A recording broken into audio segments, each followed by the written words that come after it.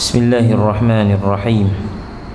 Yaqulullahu ta'ala, Qul atuhajjunana fillahi wa huwa rabbuna wa rabbukum wa lana a'maluna wa lakum a'malukum wa nahnu lahu mukhlisun.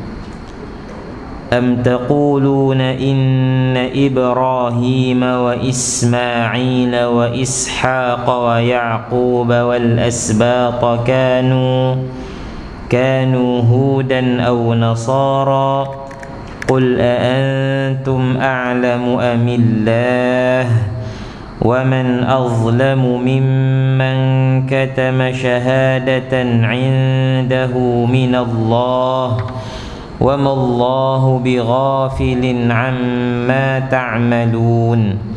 Tilka ummatun qad khalat laha ma kasabat wa lakum ma kasabtum wa la tus'aluna 'amma kanu ya'malun. Katakanlah, adakah kamu mahu berhujjah akan kami pada agama Allah, padahal Allah ialah Tuhan kami dan Dia juga adalah Tuhan kamu, dan bagi kamilah amalan-amalan kami dan bagi kamulah amalan-amalan kamu, dan kami baginya berikhlas, yakni apa yang kami sembah, apa yang kami amalkan dalam keadaan ikhlas. Ayat yang pertama, Allah nak menyedarkan orang-orang yang menyangka mereka lebih pandai daripada Allah, menyangka bahawa apa yang mereka putuskan itu lebih baik dari keputusan Allah. Maka bila datang sesuatu arahan daripada Allah, kata mereka, hak kita duk buat ni elok dah.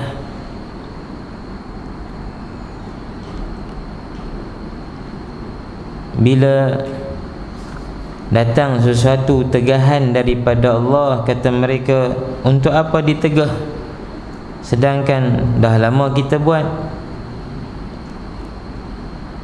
Jadi Allah pun turunkan ayat lalu bertanya mereka, kamu nak berhujjah dengan Allah tentang agamanya?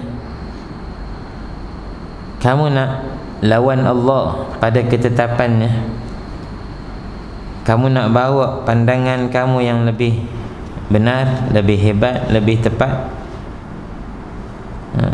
Ada orang cerdik pandai ni, orang kanan kerajaan dulu, maknanya pembuat dasar kerajaan, berkeluar satu kenyataan bahawa agama ni hak individu. Kita tak boleh hukum kesalahan orang dalam beragama.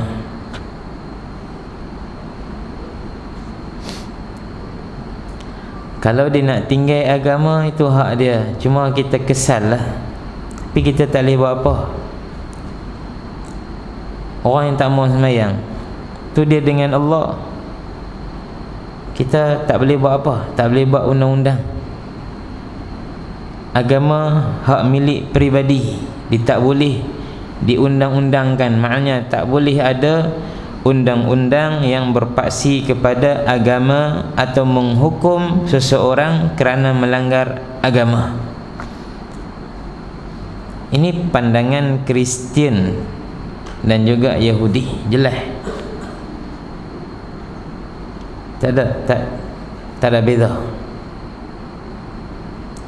Apa ni kena taubat sungguh dah. Kalau sungguh mereka orang Islam, masalah pada syahadah, maknanya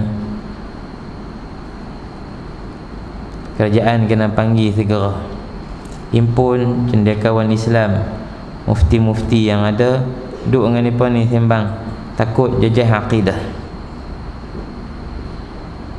Kata hukum murtad tak ada dalam Quran. Apa tak selesai lagi ke masalah kita ni bukan wajib beriman dengan Quran saja, tapi mesti beriman dengan hadis Nabi juga. Kenapa? Sebab Allah yang suruh macam tu. Kalau seseorang itu beriman dengan Al-Quran, maka dalam masa yang sama wajib dia beriman dan juga kena ikut arahan Nabi sallallahu alaihi wasallam. Qul in kuntum tuhibbunallaha fattabi'uni. Beritahu kepada mereka, wahai Muhammad, jika benar kamu cinta Allah, beriman kepada Allah, kamu kena ikut aku, arahan Allah.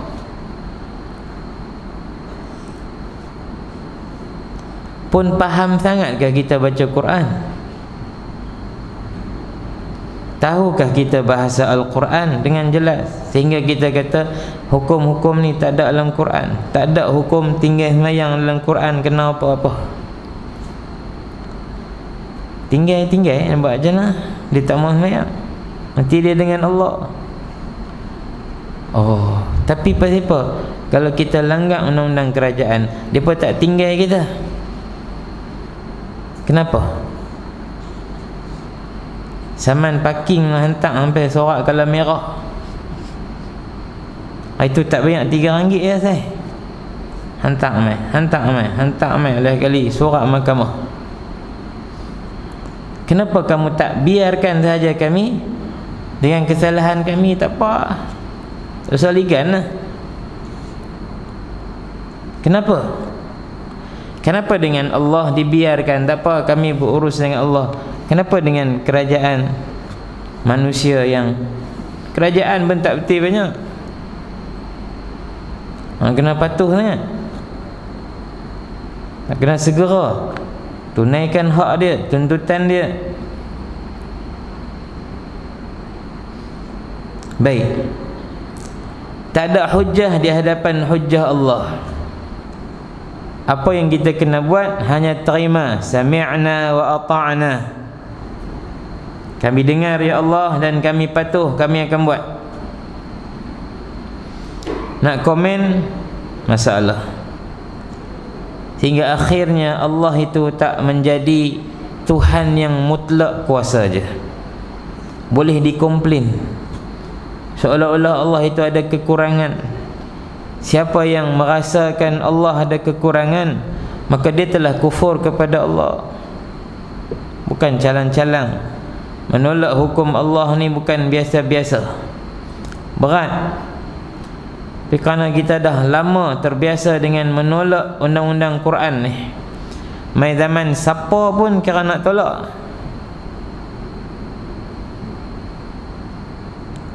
Mai zaman siapa pun kira nak tolak. Terdidik dengan tidak mahu melaksanakan Al-Quran. Quran hanya bahan untuk dipertandingkan, dibaca, ditilawahkan, dihafazkan, disedapkan bacaannya.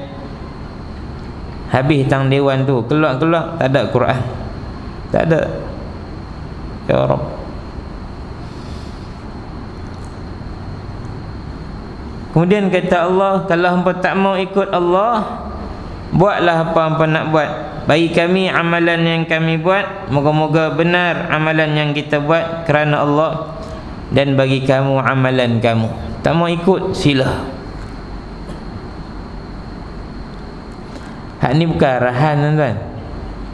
Tuan-tuan dirahmati Allah. Sebab tu Al-Quran harus dipelajari secara menyeluruh. Di dalamnya ada balaghah, dipanggil isti'arah, al-majaz, sebut lain maksud lain. Macam anak kita tuan-tuan dirahmati Allah, duk hujan, dia nak keluar main hujan, kita jangan. Nak main, dia nak riau nak main, kita kata hampir keluar, hampir main, hampir buka pintu bagi dah, pergi keluar main. Dia keluar, kita keluar. Dia faham tu arahan ke larangan? Tobat, larangan. Nah, begitulah. Kalau Allah kata lana a'maluna walakum a'malukum, apa yang kami buat ni hak kami nak percaya, ni hak kami nak patuh, ni kami nak buat. Yang hampa nak buat ikut suka hampa, bukan maksud ikut suka hampa. Orang buat maksiat, orang kufur, kita kata tak apa, sila, nanti jumpa depan Allah. Tak, hari ni kita kena selamatkan mereka, hari ni kita kena sedarkan mereka. Ia adalah majaz, larangan sebenarnya. Takbih, memburukkan amalan mereka kalau mereka nak buat ikut suka mereka. Atau adakah kamu berkata, yakni orang-orang Yahudi dan Nasrani, bahawa Ibrahim dan Ismail dan Ishaq dan Ya'qub dan anak-anak cucunya itu adalah orang-orang Yahudi atau Nasrani? Hanya apa kata semua nabi-nabi ni anak cucu mereka hebat-hebat, semua Yahudi Nasrani ya? Katakanlah, adakah kamu terlebih mengetahui atau Allah? Dan tidak ada yang terlebih zalim dari orang yang menyembunyikan saksi, yakni keterangan yang ada di sisinya daripada Allah, yakni kitab yang turun kat mereka dah cerita dah siapa nabi-nabi ni. Dan tiadalah Allah itu lalai daripada apa yang kamu kerjakan. Mereka duk tak torah nak habaq kata agama mereka hebat, kemas, nabi mereka ramai, termasuk sampai Nabi Ibrahim, Nabi Ismail, Nabi Ishaq, apa semua ni adalah nabi-nabi berketurunan Yahudi dan Nasrani. Sedangkan tidaklah bermulanya Bani Israel kecuali selepas Nabi Ya'qub. Selepas Nabi Ya'qub, Nabi Ibrahim, Nabi Ismail, Nabi Ishaq, mereka tak tergolong di kalangan Bani Israel. Bani Israel bermula daripada salah seorang daripada keturunan anak Nabi Ya'qub yang bernama Yahuda. Nabi Ya'qub nama dia juga adalah Israel.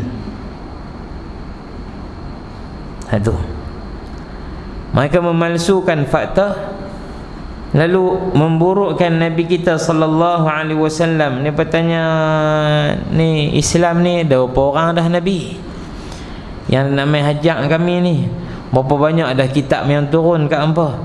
Yang namanya habaq kata lagi betul pada kitab kami. Tu punca dia turun ayat ini. Demikianlah keadaan satu umat yang telah berlalu.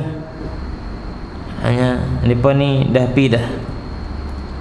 Baginya apa yang telah dia usahakan, dan bagi kamu apa yang kamu telah usahakan, yakni masing-masing akan bangkit membawa amalan dan i'tiqad masing-masing. Dan tiadalah ditanya akan kamu daripada apa yang mereka itu kerjakan. Setelah kita terang, telah kita ajak, kita betulkan apa lagi yang mereka langgar, yang mereka ingkar, maka kita tak akan ditanya lagi akan atau ke atas setiap tindak tanduk mereka yang kufur kepada Allah. Tuan-tuan dirahmati Allah, keterangan sebab diturunkan ayat-ayat tersebut ialah untuk menolak perkataan orang Yahudi dan Nasara yang mengatakan bahawa wajiblah sekalian manusia mengikut akan kami dalam perkara agama, kerana sekalian nabi-nabi adalah daripada kami. Tu Allah, Islam baru main sangat, kami lama dah, nabi-nabi semua duduk dalam agama kami. Sedang undang-undang atau syariah diturunkan kepada kami, dan tiada sedikit pun didapati atau dikenal di dalam kalangan bangsa Arab satu nabi daripada keturunan mereka atau satu undang-undang syariah yang diberikan kepada bangsa mereka. Ya, ada ramai nabi satu kemuliaan, tapi kemuliaan itu hendaklah disertai dengan iman. Kalau ramai Nabi dan hampa pun beriman sungguh, silakan untuk nak bagi tahu macam tu. Tapi kenapa Allah tidak turunkan? Yakni bahagian orang dia pemikir, dia letak satu timbangan logik. Untuk apa lagi diutuskan Nabi daripada Bani Israel, sedang yang ramai-ramai dan banyak-banyak kitab yang turun tu? Apa sangat iman mereka kepada Allah? Takat mana sangat? Nak suruh bangkitkan lagi Nabi di kalangan hampa. Hak duk ada punyalah ramai, kitab pun dah banyak lagi daripada Al-Quran yang satu saja. Pun hampa tak tahu mana. Tukih hampa bunuh Nabi, hina para Nabi, jadikan mereka sebagai mangsa kepada kezaliman tentera Rom di antaranya. Tu nak cerita macam mana? Tuan-tuan umpan dirahmati Allah, apa yang menjadi kebanggaan seseorang bukanlah pemilikan, tetapi apa yang dia lakukan. Contoh tuan-tuan umpan dirahmati Allah, dalam surah Kahfi Allah cerita di antaranya seorang yang dia ada harta dan anak atau keturunan yang mulia. Ana aktsaru minka malan wa a'azzu nafara. Aku lebih banyak harta dari kamu dan lebih mulia keturunan aku. Lebih banyak anak-anak berbanding kamu. Tapi apa jadi kat dia? Allah hancurkan semua harta dia dan hilang segala kekayaan dan kemuliaan dia. Menjadi miskin, hilang tempat bergantung dia. Maknanya bukan kerana pemilikan kita jadi kaya, tapi pada mengurus bukan kerana pemilikan itu kita menjadi mulia, tapi kerana bagaimana kita urus pemilikan kita. Kita ada jawatan. Adakah mata-mata jawatan yang tinggi, kuasa yang besar itu adalah kemuliaan? Tidak.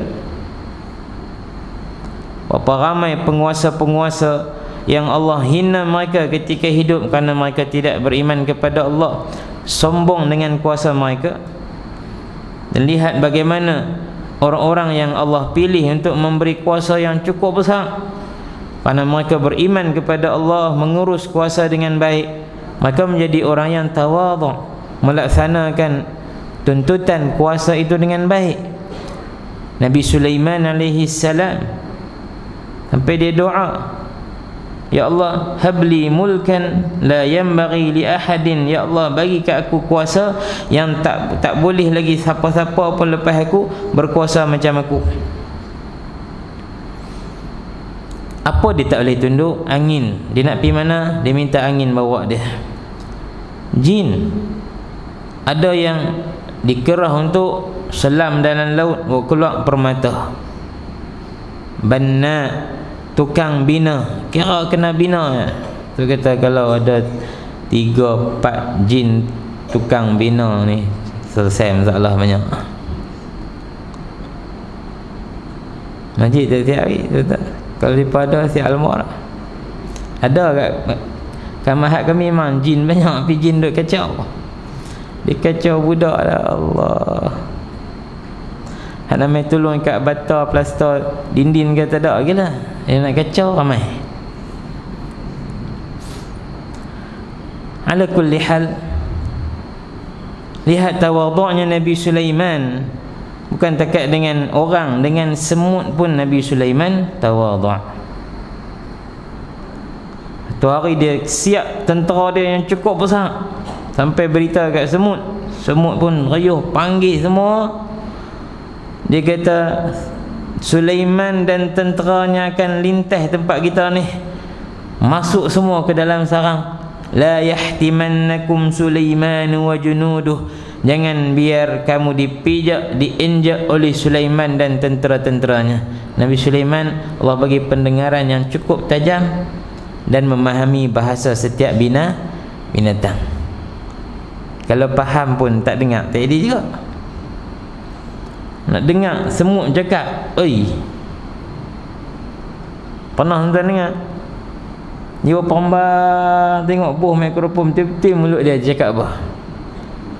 Tak dengar. Bila dengar macam tu Nabi Sulaiman ketawa, maknanya subhanallah, hebatnya Allah bagi kat aku. Maka dia arah tentera dia jangan lalu tang tu, pergi tang lain.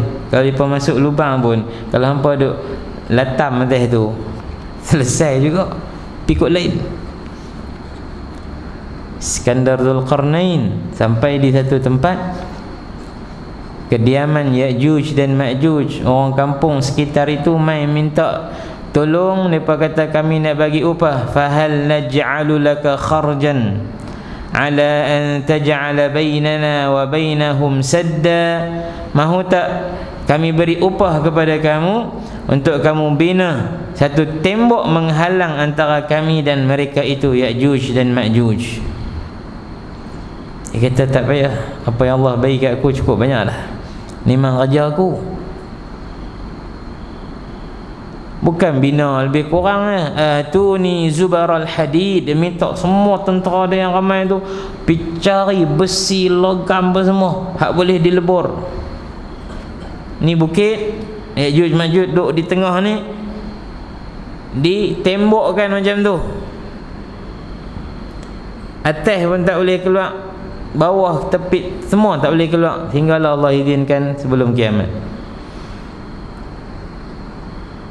Tak sombong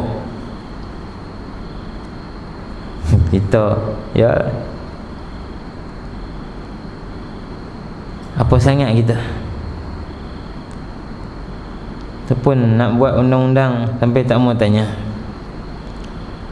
Kita ni sungguh bila duduk atas, kita berasa apa yang kita buat untuk orang bawah sesuai dah kat mereka. Mereka tak boleh komen, tak boleh komplain dah, elok dah. Sebab apa? Kita duduk atas, kita nampak ni maslahat mereka, konon turun tak sembang dengan mereka? Tanya tak payah ke? Payah ke tak? Ya, tapi contoh saya sebagai guru, saya mudir di sekolah, di ma'had, kita pun buat jadual untuk anak-anak murid kita. Anak-anak masuk tahun 2020, kita buat jadual. Bangkit pagi pukul 4.30, lagi mula tahajud pukul 5 sampai kat pukul 6. Lepas tu baca Quran sikit, tunggu azan. Lepas tu azan, bangkit mayang sunat, mayang subuh. Lepas tu zikir pula, baca Quran sikit lagi. 6.45 baru keluar pada surau, siap mandi, kemas katil, kutip sampah, sapu sampah, pergi makan di kantin. 7.30 terpacak dalam dewan, kita ada perhimpunan. Oh, nampak kemas lah, susun. Bila budak main lambat, kita marah dah, panggil hantar pasal apa lambat. Bukan ustaz habaq dah, 7.30 mesti kena ada. Dia nak kata apa? Dia budak, dia anak murid. Nak kata nak pun tak boleh, nak pun tak boleh, tapi memang tak ada. Bila kata tak ada ustaz, hampa ni ada kerja apa sangat sampai tak ada? Tu kita pun pancung siap dah. Ada anak apa orang? Ada bini ke hamba duk kalut? Tapi bila kita piduk dengan mereka, kita pun rasa berat. 4.30 budak habis mayang jadi kipas pada lagu tu. Terus kata budak kita rebah terus. Mereka gagah kat duduk berdiri lagi sambil duduk pejam lagu tu. Ya, letih. Budak kuih ramai, bilik ayak tak tambah, kantin pun besar tu. Betul nak suruh cepat. Itulah kadang, ya, bagi ayah, bagi mak pun di rumah, jangan hanya mengeluarkan arahan, tengok kadar kemampuan, barulah orang mau ikut kita. Sebab undang-undang tu baca bagi habis, ni keluar Ustaz, tarik pula dah. Kan? Macam nak beli seat budak-budak tu lah, nak beli ke tak beli tahu Ustaz lagi, U-turn pula. Tak ada sampai bulan 1, tak ada habis bulan 1 U-turn. Tak apa, kita tak apalah, kita tak usah buatlah undang-undang tu. Nak tahu mana? Ha? Nak bagi ayam ngeram dalam tu.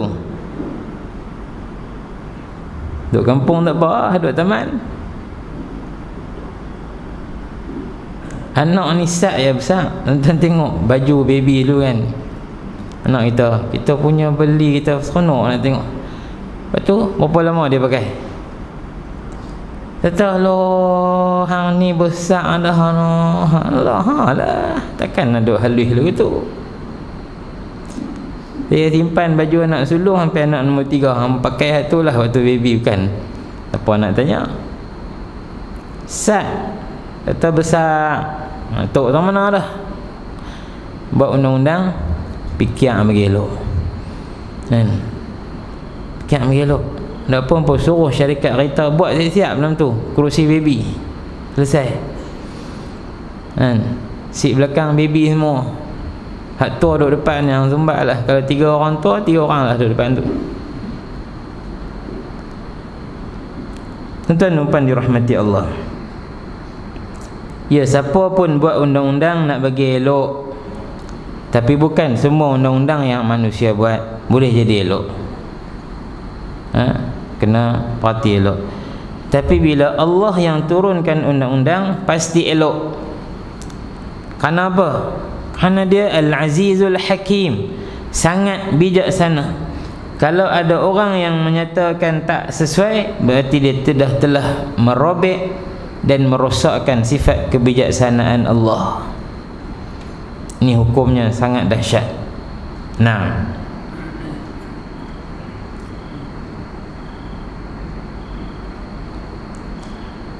pertama,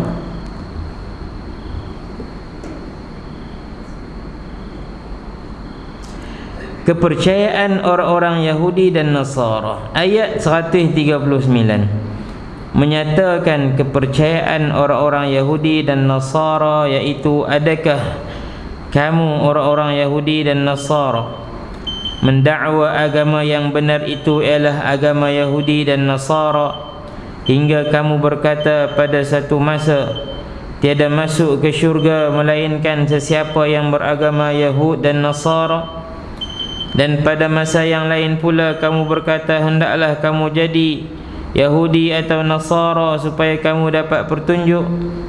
Kunu hudan aw Nasara tahtadu. Dari manakah datang kepada kamu tanda yang menunjukkan bahawa kamulah sahaja yang hampir kepada Allah, padahal Allah ialah Tuhan kami dan Tuhan kamu. Tengok, kalau mereka serang orang Islam Palestin, mereka kata kami pertahankan diri kami, negara kami. Kalau orang Palestin serang mereka, mereka kata ini pengganas. Siapa mereka? Dia tembak orang tak apa, dia hantar drone pergi tembak orang. Tapi kalau orang tembak anggap rakyat dia, oh ni pengganas. Pengganas. Dengan keturunan kawan tu kena tangkap. Yang kata kawan tu ya. Bismillah.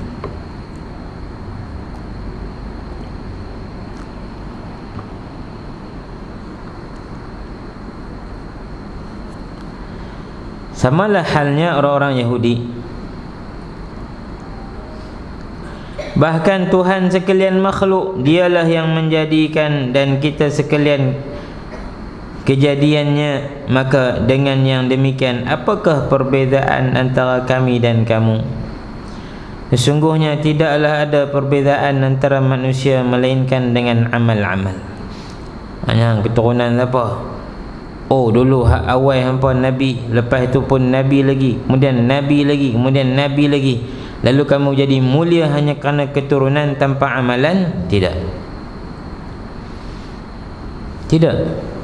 Nabi sendiri pernah panggil semua keluarga Nabi, Nabi panggil seorang-seorang.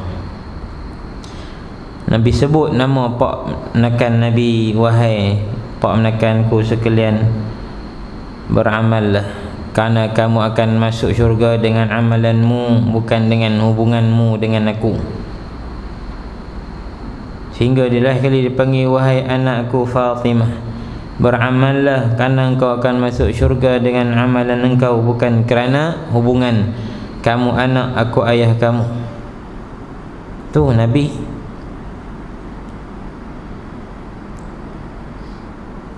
Sebagaimana tidak ada perbezaan antara kami dengan kamu, melainkan dengan amal-amal.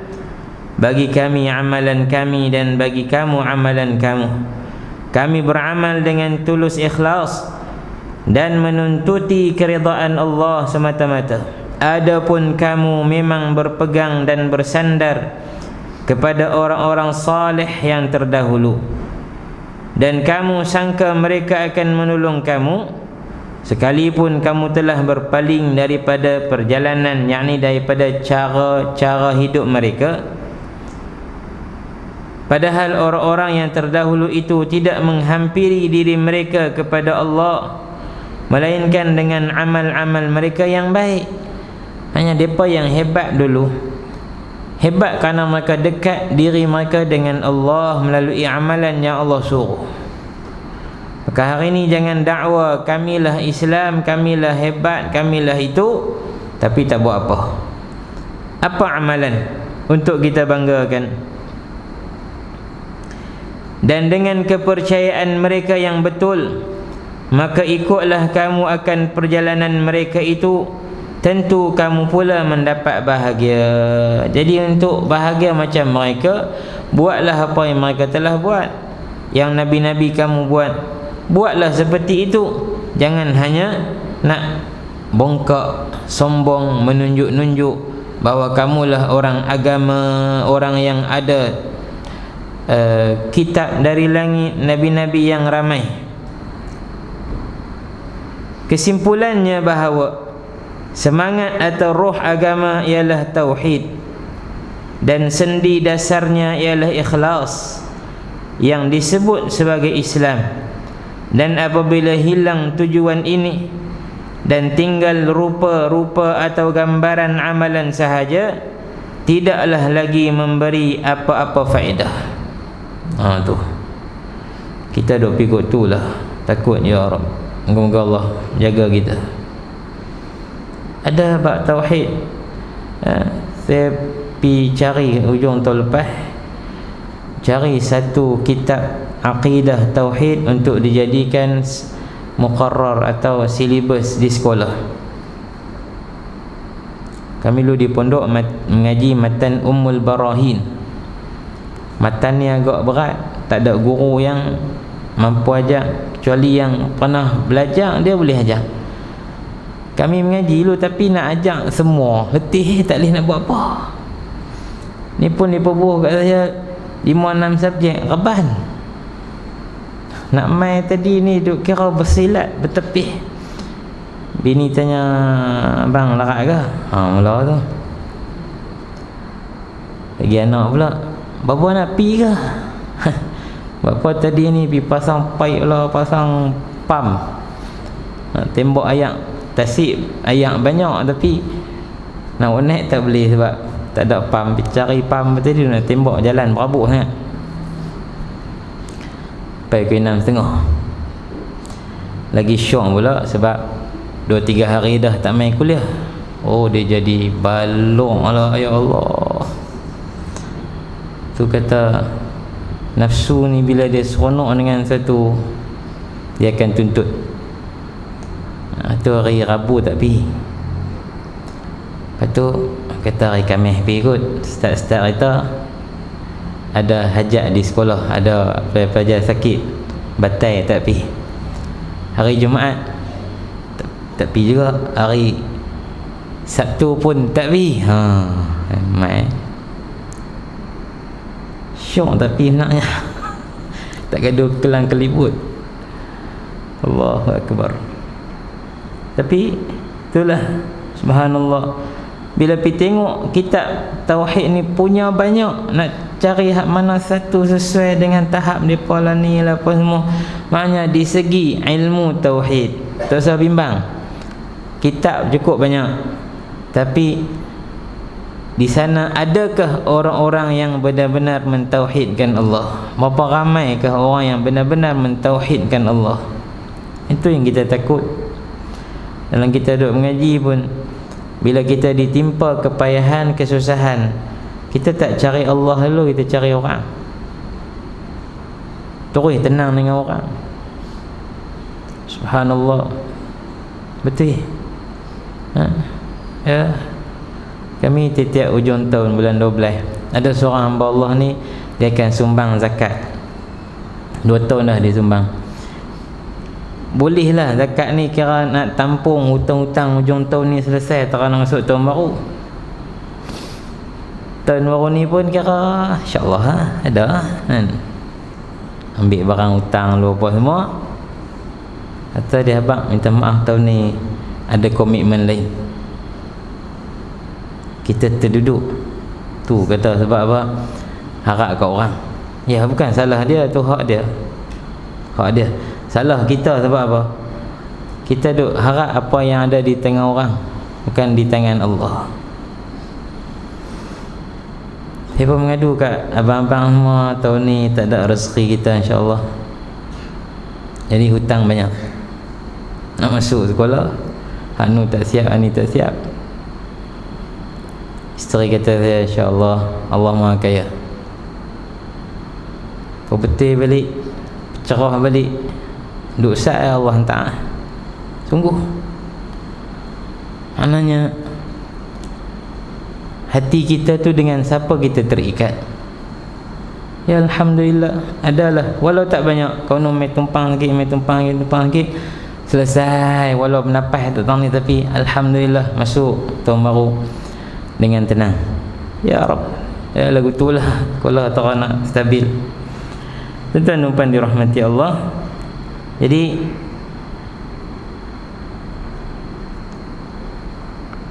ahli kitab melenyapkan semangat atau roh ini, dan mereka memelihara resam-resam atau adat-adat keturunan yang diikut-ikut secara buta tuli.